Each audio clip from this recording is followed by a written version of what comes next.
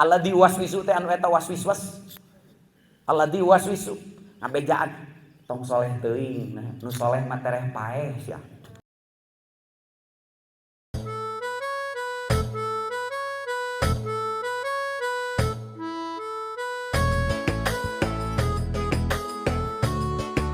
Assalamualaikum para pecinta kuningan hati.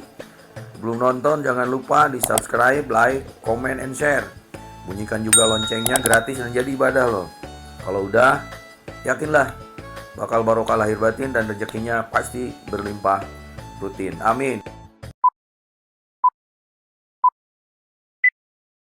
Ternyata dosa itu luar biasa. Siapa yang menjadi provokator dosa? Dari luar setan, dari dalam nafsu. Dan itu susah untuk dilumpuhkan. Bagaimana Pak Isep kalau membersihkan dosa-dosa kita? Mohon maaf, hanya ini keterangan yang jelas. Maka ketika orang berpuasa, man soma Ramadhana, syaratnya imanan wahtisaban gufirolahu ma taqaddama min dzanbi. Tidak ada sistem ibadah yang sekaligus menghapus dosa, dosa siang, dosa malam, bahkan dosa masa lalu yang kita nggak tahu hitungannya. Ternyata dengan puasa, asal puasanya itu dua syaratnya, atas dasar iman. Yang kedua wahtisaban. Wahtisaban ulama memaknai dua. Satu, puasanya itu karena Allah, bukan karena diet. Yang kedua wahtisaban itu rajin untuk mengoreksi apa kesalahan masa lalu. Sehingga kesalahannya itu dinampakkan oleh Allah, dibukakan oleh Allah. Nanti amal soleh apa yang dipakai untuk menambal sulam dosa dan kesalahan.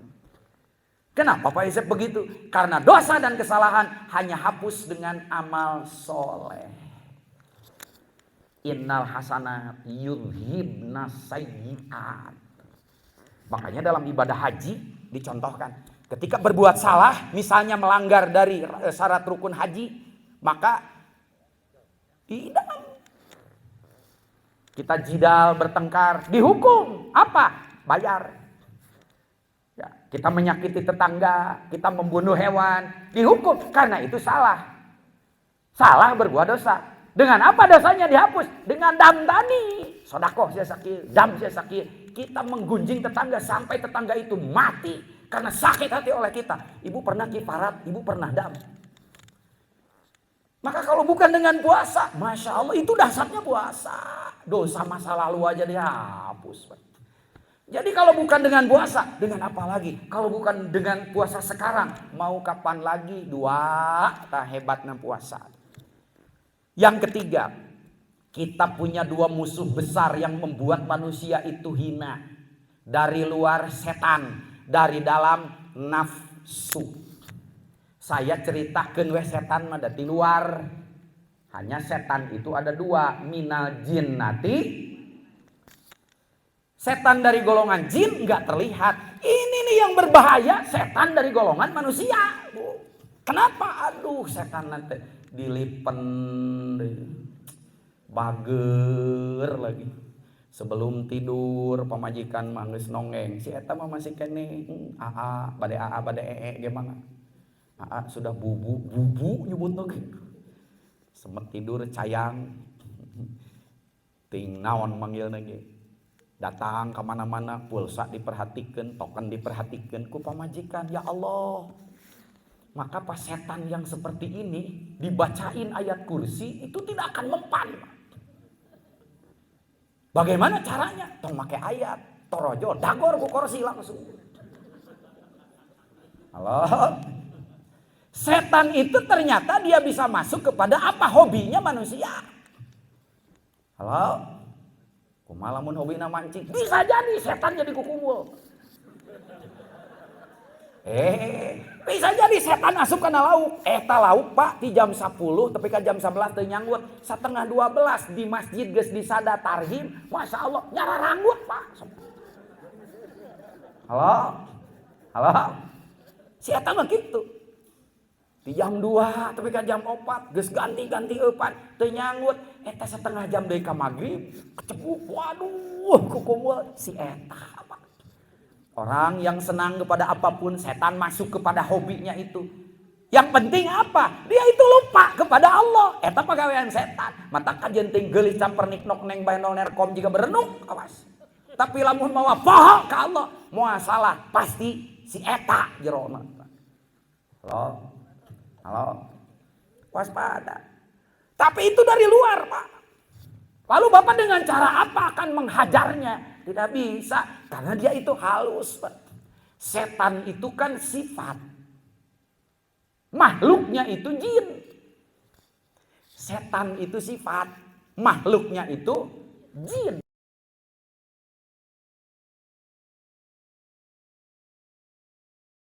Yang sifatnya syatona, itu asal kata setan.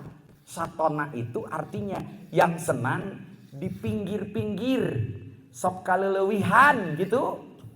Makanya satona itu yang di tepi, baik tepi kanan maupun tepi kiri. Jadi sifat setan itu lamun dia teuing, lamun dia teuing, lamun alus teuing, lamun goreng setan. Lawannya apa? Lawan setan itu wasato. Satona itu di pinggir-pinggir, wasato itu di tengah-tengah. Makanya khairul umuri ausatuha. Panghade-hade na perkara mandu di tengah-tengah. Teu belegug teuing, teu soleh teuing. Soleh teuing mah teu naon. Halo. Tapi kalau sudah ekstrim, waspada, itu pekerjaan setan. Makanya yang di tengah-tengah itu wasato, dari kata wasato muncul kata wasit. Wasit itu tukang menengahi. Lawan wasit satona. Man sok aya wasit anu kasetanan, matak Persib eleh wae gitu. Eta teh si wasitna ditarik ka satona. Iya, makhluknya itu jin. Jin itu, mohon maaf, jin itu artinya sesuatu yang tersembunyi. Makanya kata dasar jin itu dari huruf jim dan nun. Segala sesuatu yang menggunakan huruf jim dan nun pakai tambahan apapun, maka dia memiliki sifat tersembunyi. Jinun tersembunyi, samar, susulumputan si eta. Tak lamun halo. Ada sifat jin mah memang tidak nampak. Maka kalau ada jin yang menampakkan diri, dia pasti sedang bermasalah, Pak. Urang mah lain, malah diteangan penampakan tanya. Tanya nu jadi jurig manehna. Ini mah dongeng. Ada orang yang kita bimbing ibadah haji. Begitu ibadah haji kan ibadah haji itu sok ngalontar jumroh. Pulang dari haji, balencenur Pak, datang ke saya. Kiai kan tidak ikut membimbing. Saya ada keanehan. Kenapa? Saya lagi ngelontar jumroh. Kan ngelontar jumroh tuh ngelontar setan. Iya. Terus aneh. Setiap ngelontar, balik lagi ke saya. Ngelontar, balik lagi ke saya. Itu apa Pak Kiai? Hari maneh. Berarti setanna maneh. Bingung-bingung teh. Ya juga ya. Atau iya. Awas Pak. Jadi jin itu sesuatu yang tersembunyi. Nu nyumput Pak. Mantakan lamun. Halo. Bejani. Salaki ibu. Halo. Posok susu lumputan. Darek musuk teh. Halo. Boa. Kasupan jin. Ari bapak-bapak heboh karena duit keur meuli eupan dina dompet eueuh. Disangka ku tuyul. Ternyata dicokot ku ibu-ibu bari susu lumputan. Berarti ibu-ibu nu sok buka dompet bapak susu lumputan sarua eujeung. Jadi 11 12 tuh teh. Halo, jin. Maka ada bayi yang masih tersembunyi di dalam perut ibu disebut apa? Janin. Ada tempat yang tidak akan tergambar sekarang karena masih jauh di alam sana. Disebutnya surga. Surga bahasa Arabnya apa? Jannah tuh. Ini ada hadis. Asyamu junnatun. Puasa itu junnah. Junnah itu apa? Benteng. Cuma bentengnya tidak terlihat gitu. Benteng dari apa? Junnatun minas syaiton. Benteng dari serangan setan dari luar. Karena setannya tidak terlihat, di bentengan kota Mengge moal bisa, maka Allah menurunkan satu benteng yang dahsyat. Meskipun tidak terlihat, dia tidak akan bisa ditembus oleh setan dari luar. Apa? Asyam, puasa. Nah ini mah setan blos Pak. Bapak keur salat menyingkir setan, beres salat pan datang deui jeung bapak babarengan. Mata hirup jelema dengan dua, mun teu edan eling. Halo? Mun teu edan eling. Ngan salaki ibu loba edanan, mata hirupna edan. Apa edanan? Enak saja edan eling. Awas Pak. Itu gak terasa, setan itu masuk dari sini, dari semuanya. Mau dibentengin pakai apa? Kalau tidak ada kedahsyatan dari Ramadan. Asal puasanya benar. Yang tadi atas dasar iman dan ihtisab. Awas. Jadi kalau sudah puasa, setan blus-blus kene, Bapak berarti SOP puasanya tidak dijalankan dengan benar. Itu saja jelas. Nah, terkait dengan setan, itu dari luar Pak. Itu yang menghancurkan harkat derajat manusia. Ada lagi dari dalam, ada. Naon tak? Nafsu. Iya Pak Nur dari luar. Setan mati luar asal puasa benar dibentengi oleh Allah. Setan yang bungkulukan kayak tadi, yang setan yang dilipan sering beliin token, sering beliin kuota, sering nyamper Bapak, dijemput, dimanjakan dari rumah mapunten Bapak sudah tidak dihargai. Halo? Setan yang kayak gini masih bisa dihindari. Apa? Yang tadi, jangan baca ayat kursi, tidak perlu pakai ayat, pakai kursi aja didagor langsung insya Allah ini Pak. Tapi kalau nafsu tidak mudah Pak, karena nafsu itu ada di dalam diri kita. Manusia itu terdiri dari 3 agregat. Yang paling luar ini namanya jismani. Awas, bahasa Arabnya bukan jasmani. Jasmani itu temannya jas hujan Pak. Yang benar itu jismani. Jismani itu fisik kita. Fisik ini digerakkan oleh sesuatu yang paling terdahulu ada. Dia ada sebelum badanmu ada. Dan dia akan tetap ada meskipun badanmu sudah tidak ada. Apa? Roh. Dan itu yang akan kembali kepada Allah. Dan badan kita maupun tidak akan sampai kepada Allah. Kalau kita sholat hanya menggunakan badan, hanya sampai di sajadah. Kalau kita sodako tidak menggunakan ruh, maka hanya sampai di koropak. Kalau kita umroh hanya menggunakan badan, tidak menggunakan roh, rohnya tidak terbawa. Mungkin hanya sampai kukurilingan di Ka'bah. Begitu selesai pulang dari sana, dia ngomong, umroh itu susah. Apalagi sekarang musim Covid. Kemarin mah ada karantina, PCR, swab dan lain-lain. Ternyata ketika gue ke sana kukurilingan, ternyata yang dikelilingi itu pas saya buka, ternyata Ka'bah itu batu. Kalau Ka'bah itu batu bro, ngapain capek-capek ke sana? Isukan mah punten, STKIP umrohna ari saruang urilingan batu mah urang ka Borobudur. Bisa enggak? Nggak bisa, itu aturan ibadah. Tapi kalau ruhnya tidak terbawa ibadah, maka ibadah apapun tidak akan berdampak positif terhadap kehidupan sehari-hari. Pangarsa pimpinan kita mengatakan, semoga puasa kita makbul. Itu jangan main-main Pak. Kriteria seluruh ibadah hanya 2. Ada makbul, ada mardun. Kalau makbul, ibadah itu jadi sah menurut hukum. Syarat rukunnya terpenuhi.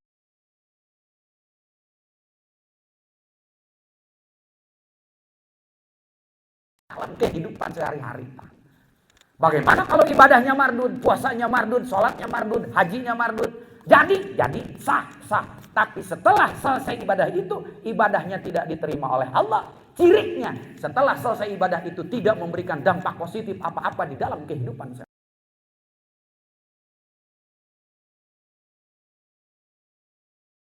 Ada orang yang rubba so'imin hadduhu min siyamihi illal juwal aks.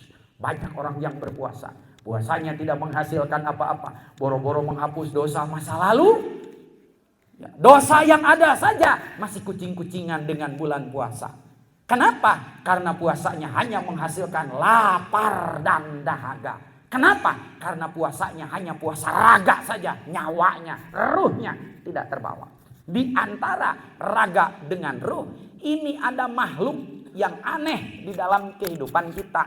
Di satu sisi sebagai anugerah, di satu sisi sebagai ujian. Apa? Nafsu. Makanya manusia itu ada 3. Ada jismani, ada ruhani, di tengah-tengahnya ada nafsani. Jerawan ilmunya. Jismani, fisik. Ruhani, itu yang akan menghadap kepada Allah.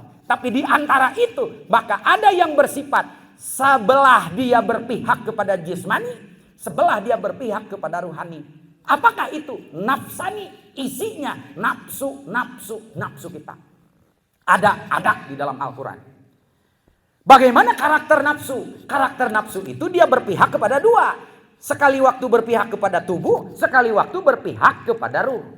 Tubuh karakternya jelek, Pak. Tubuh mada rendah atuh. Tubuh itu hanya terdiri dari 4 unsur. Maun, unsur air.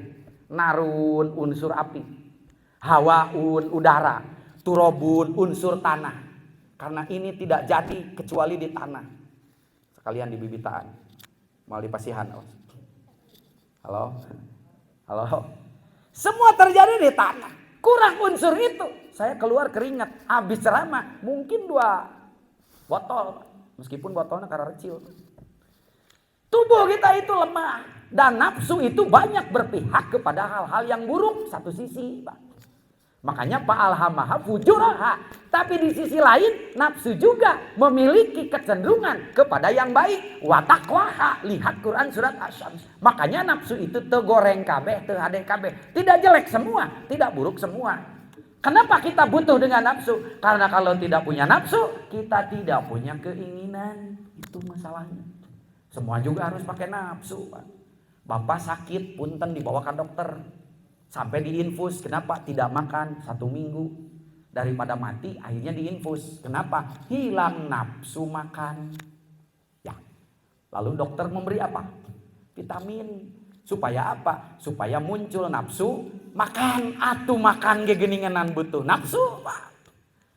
Cuma kalau nafsu ini dibiarkan karakternya, dia akan liar seperti binatang. Karena inna nafsala amaratun bisu. Kecenderungan buruk nafsu itu. Dia membawa kepada kejelekan saja.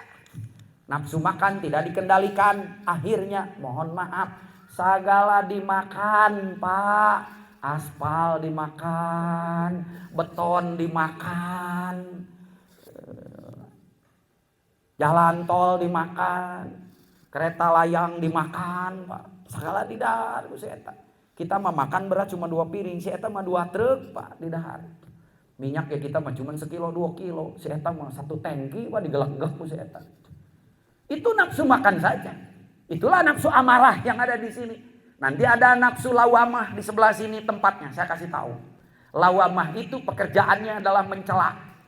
Makanya kalau orang gede nafsu lawamahnya, kalau dia jadi pimpinan, benerna jeung si eta mah. Geus kieu salah, kitu salah. Ayo urang kudu kumaha tuh.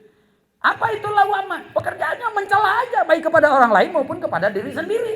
Jadi kalau ada orang pekerjaannya mencela, jadi kiai tukang mencela, jadi ustadz tukang mencela, jadi pimpinan tukang mencela, jadi bawahan tukang mencela. Itu nafsu lawamah, buruknya tidak terkendalikan. 2 ada. Ada nafsu lawamah, ada. Lihat Quran surat Al-Qiyamah. La uqsimu biyaumil qiyamah wala uqsimu bin nafsil lawamah. Ada nafsu amaroh, ada. Amaroh itu urusannya kepada urusan dunia aja. Meskipun sudah tua punten, mun kolot mamerenan geus bau taneuh. Awas, Pak, ciri-ciri tah. Berarti Bapak sudah dekat ke tanah. Kalau sudah digini bau tanah, waspada. Berarti si eta sebentar lagi datang. Cirinya pakai parfum apapun anger bau tanah gitu. Bisa terpercaya Bapak boga nini sok semprot ku parfum. Rek make pucele, rek make naon. Ngana saliwat diambuan bau taneuh deui berarti geus kolot. Halo? Nafsu amarah itu ukurannya dunia aja. Maka ujung-ujung dunia, ujung-ujung duit. Itu aja urusannya, Pak. Sampai orang mau nyawa di tenggorokan pun, mohon maaf, masih setil ke urusan dunia. Eta nafsu amarahnya, Pak, tidak terkendalikan. Amarah, Pak. Lawamah yang tadi. Sawiyah ada sebelah sini. Apa itu nafsu sawiyah? Sok pinter. Asa pang pinterna. Asa aing pang gagahna. Nu sajen teh salah we. Aku nih, pang pinterna. Dan 3 nafsu itu tidak dihargai oleh Allah. Karena itu sama aja dengan nafsu hewan. Kalau tidak ada nafsu yang keempat, yang disebut mutmainnah. Adanya di jantung, di titik atas jantung. Itulah nafsu mutmainnah. Dan ketika orang mati, yang dipanggil, yang 3 ini dibiarkan, tapi yang 1 ini dipanggil oleh Allah. Ya ayyatuhan nafsul mutmainnah, irji'i ila rabbiki radiyatan mardiyah. Itu dahsyatnya nafsu, Pak. Tidak bisa dikendalikan. Mau pakai apa? Ternyata nafsu itu pernah diuji coba. Dulu ketika Allah menciptakan seluruh makhluk yang hidup ini diuji coba satu-satu. Dan ternyata semua makhluk hidup itu mati, dimasukkan ke dalam neraka. Tapi ada satu makhluk, ketika dimasukkan kepada neraka yang terpanas, dia tidak mati. Urang mah entong kuseuna neraka, kuseuna naroko ge. Tutung. Meskipun dengan rokok tidak bisa berpisah. Jigana puasa ge anu tukang ngarokok mah disebut muroki. Muroki teh bahasa Arab teh. Aya dalilna cenah pangarasa eta teh. Dina Al-Qur'an. Warka'u ma'arrokiin. Merokoklah bersama orang-orang yang merokok gitu sih eta dalilna.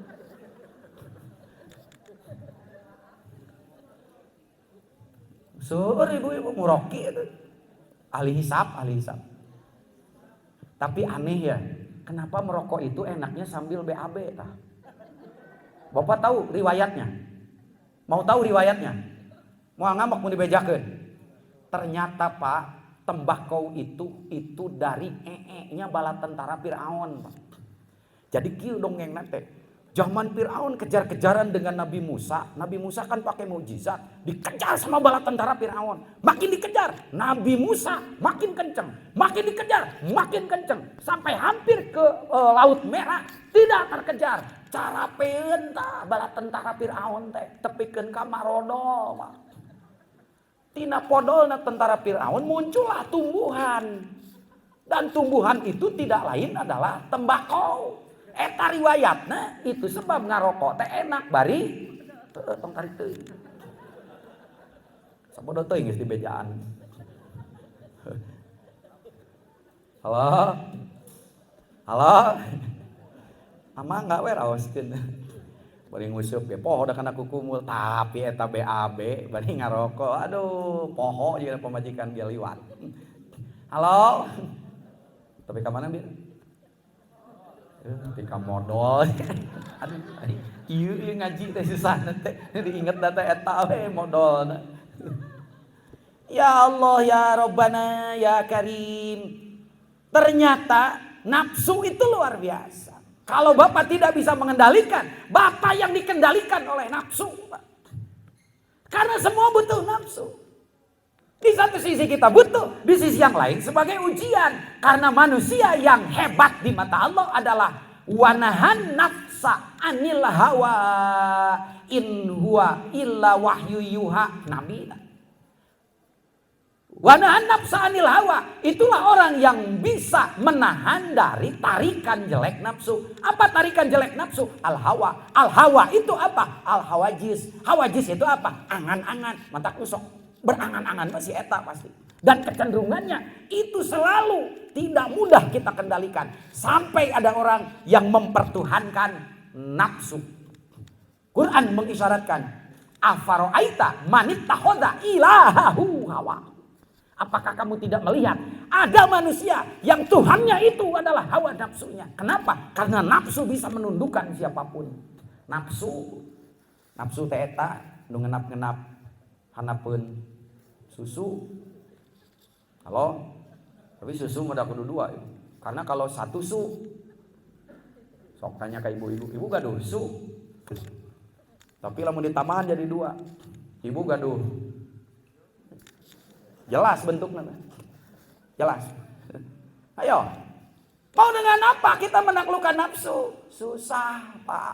Ternyata ada alat untuk menaklukkan nafsu itu. Apa? Puasa. Karena makhluk yang tadi, yang dibakar di api yang terpanas tidak mati, disimpan di neraka yang paling dingin tidak mati. Apa itu? Nafsu, Pak. Nu sejen mah paeh diasupkeun kana neraka nu 2 eta. Karena nerakanya ada 2, Pak. Satu neraka jahanam yang paling panas.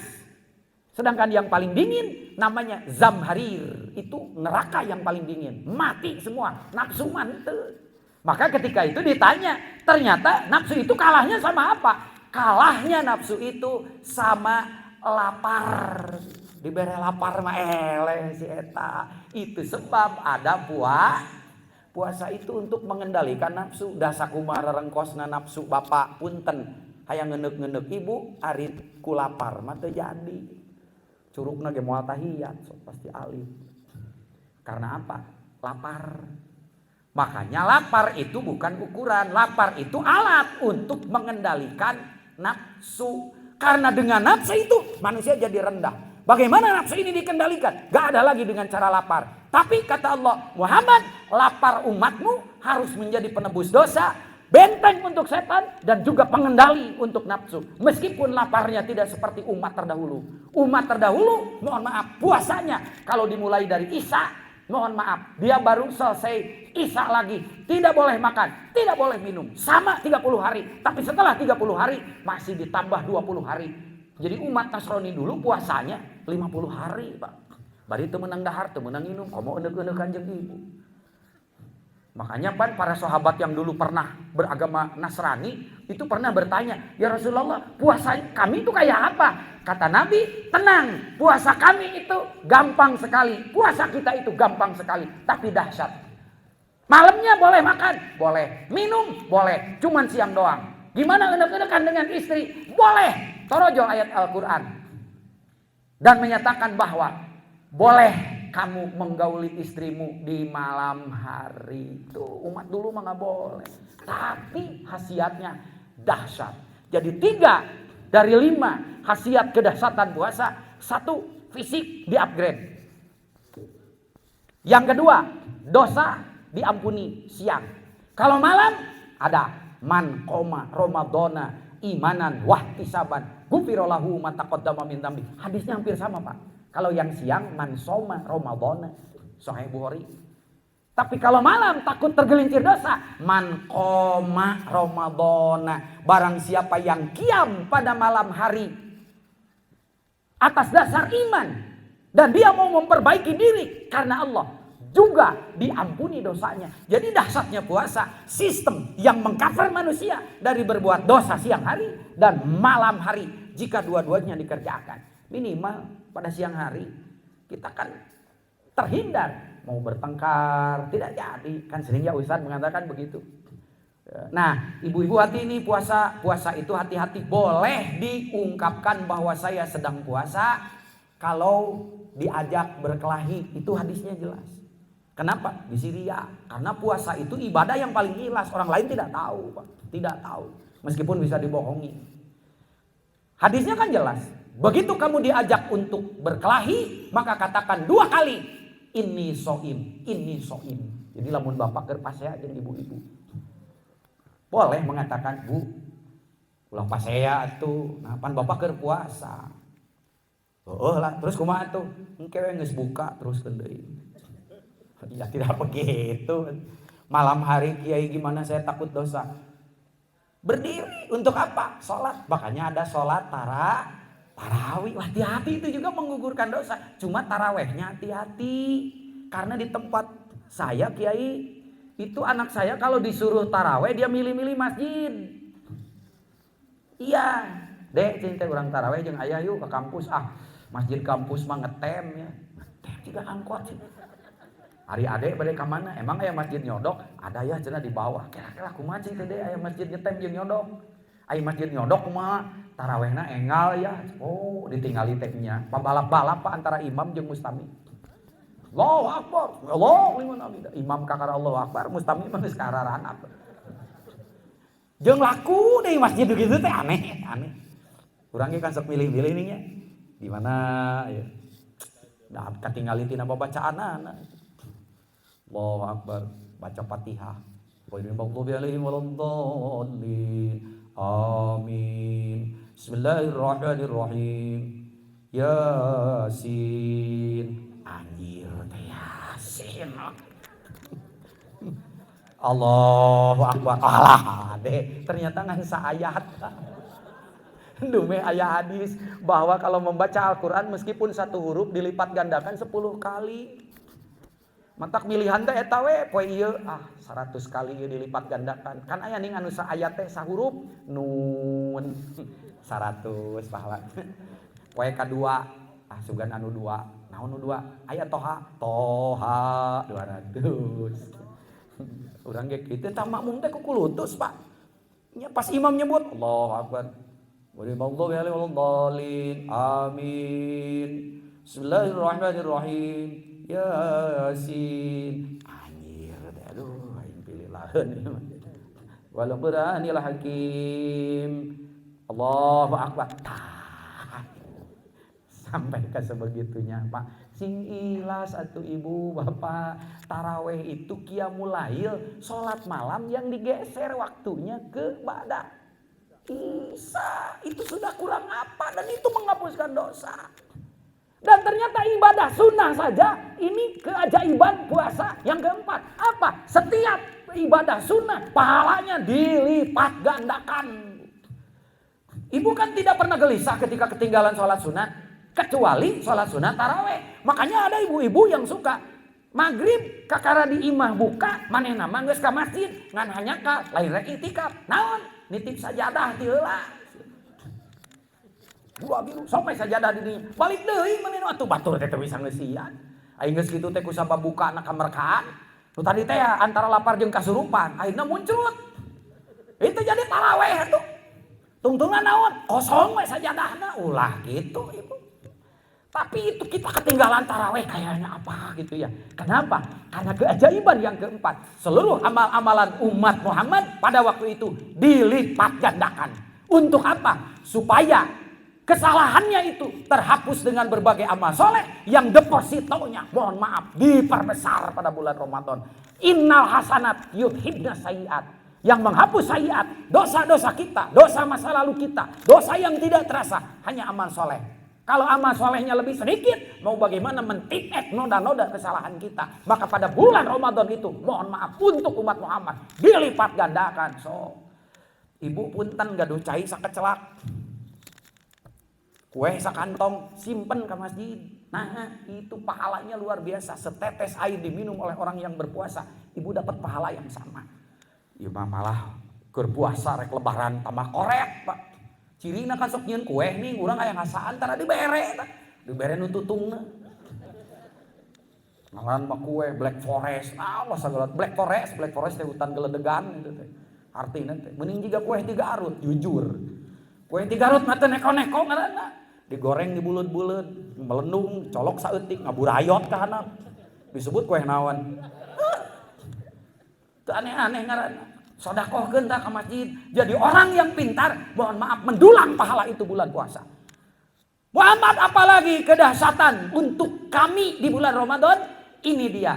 Allah memberikan satu waktu yang ajaib yang tidak diberikan kepada umat apapun. Ketika engkau berpuasa pada detik itu. Ketika engkau beribadah pada detik itu. Ketika engkau sholat sunat pada detik itu. Ketika engkau bermunajat pada detik itu. Maka ibadah umat Muhammad di detik-detik itu dicatat oleh Allah. Dilipat gandakan sama dengan 83 tahun.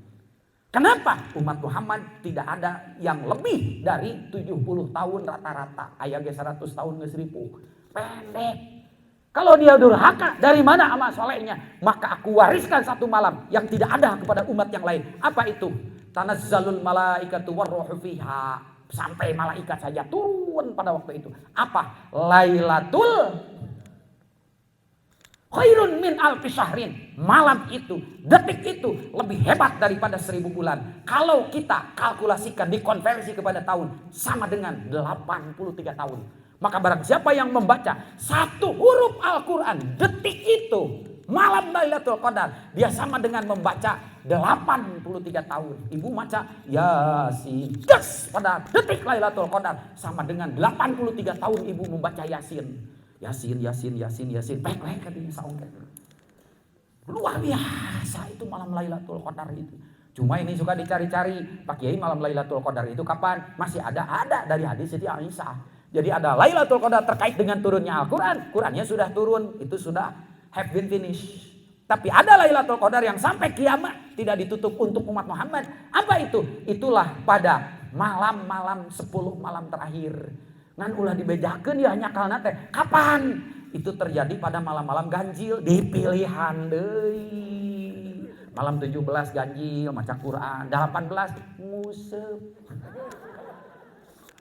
Lah ada malam 18 engke urang tobat. 18 tiganya ibadah eling deui, 20 edan deui. Ya Allah teuing kudu kumaha ya bejaana. Makanya dirahasiakan agar kita berlomba. Amin ya rabbal.